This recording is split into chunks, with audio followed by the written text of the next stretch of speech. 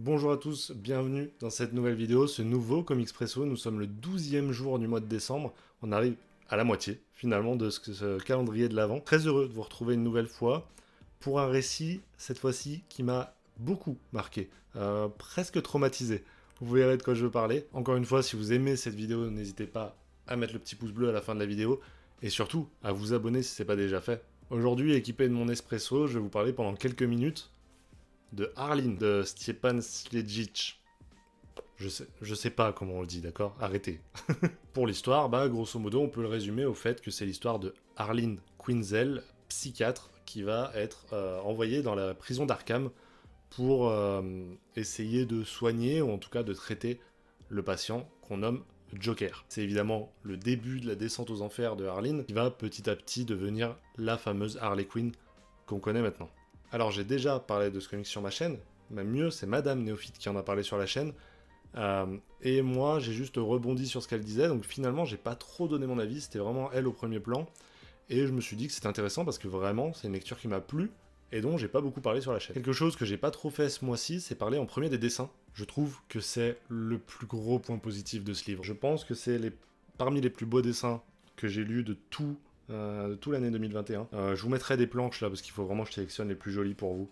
Je trouve que c'est incroyable. Sachez donc que c'est la même personne qui scénarise et qui dessine, et être aussi talentueux sur l'un ou sur l'autre sans concession, c'est vraiment exceptionnel. C'est d'une finesse dans les traits, c'est absolument majestueux.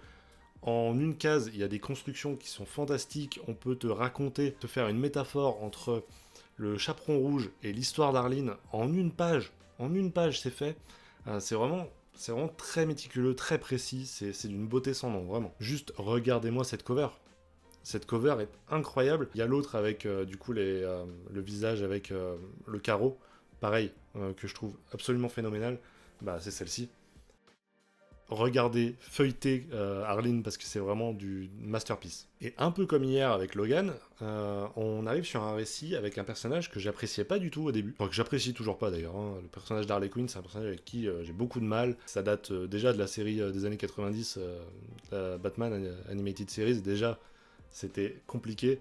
Ça a continué avec les adaptations live, etc. Bref, c'est un personnage avec lequel j'ai beaucoup de mal parce que très caricatural, et avoir une revisite de ce personnage, c'était très intéressant pour moi. Je connaissais évidemment l'histoire de Harley Quinn, cette psychiatre qui petit à petit va sombrer dans la folie en tombant amoureuse d'un patient. Je connaissais le début, je connaissais la fin.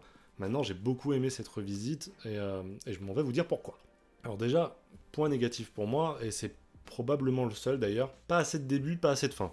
Je m'explique. Je trouve qu'on n'a pas assez la vie de Arline avant qu'elle devienne psychiatre, ou alors sa vie en dehors, etc. Je trouve que le personnage n'est pas assez développé en dehors de cette relation avec le Joker. Du coup, ça crée un manque d'empathie pour elle, que j'aurais beaucoup aimé avoir, et avoir de la tristesse pour elle quand elle sombre, être vraiment plus empathique.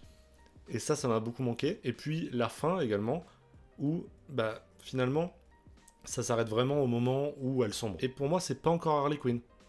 Pour moi, c'est encore une Arline Quinzel qui devient une criminelle. Mais on n'est pas dans la folie pure. La plongée, en fait, elle est très intéressante, tu vois, tu la vois plonger petit à petit et c'est cool.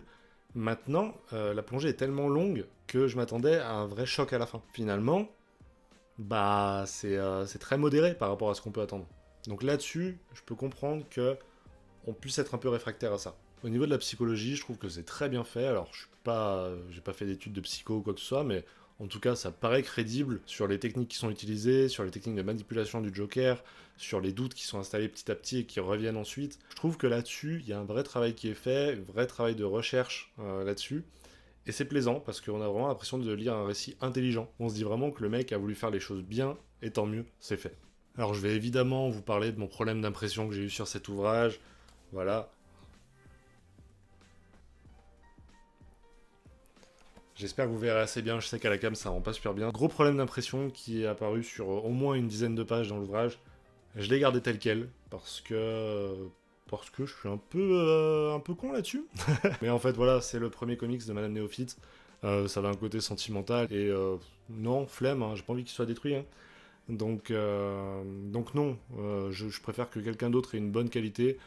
prennent plaisir à découvrir cette œuvre-là. Moi, je vais pas le relire tous les ans, donc ça me dérange pas tant que ça. Mais c'est vrai que c'est à relever parce que, en termes d'impression, c'est pas ça.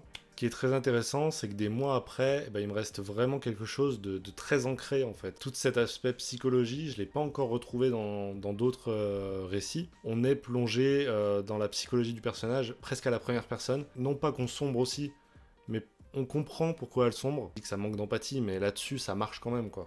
Et aussi, on essaye de nous placer pas mal d'autres personnages d'Arkham, et j'ai l'impression que c'est pas trop nécessaire. J'aurais vraiment aimé que ce soit une sorte de huis clos entre juste Arline et le Joker, et que ce soit ça qui tourne un peu, qui dérape. Là, faire intervenir des personnages comme Poison Ivy ou Harvey Dent, je trouve que ça dessert un peu le récit. Et enfin, je vais juste saluer l'édition, malgré les problèmes d'impression. Le fait d'avoir fait ce format beaucoup plus large, ça sert vraiment parce que, comme je vous ai dit, on a parmi les plus beaux dessins qu'on puisse trouver en comics, pour moi, et ça aurait été vraiment dommage de le limiter à un plus petit format.